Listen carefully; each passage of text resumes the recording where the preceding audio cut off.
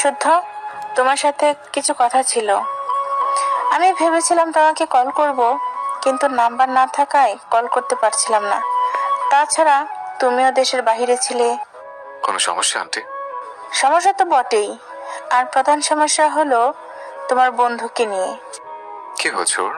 এতদিন বিয়ের জন্য রাজি হচ্ছিল না, বলতো মেয়ে পছন্দ না। আমার চেনাজানার মধ্যে একটা মেয়ে দেখেছি, সব মিলে দুটোকে মানাবেও বেশ, কিন্তু তোমার জন্য কথা আগাতে দিচ্ছে না। আমার জন্য? আমি ঠিক বুঝলাম না আন্টি।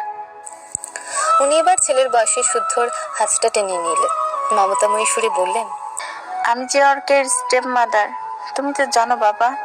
তবে আমি কিন্তু নিজে হাতে ওকে মানুষ করেছি। আমার সঙ্গে ওর সম্পর্ক ফ্রেন্ডলি, তাও জানো।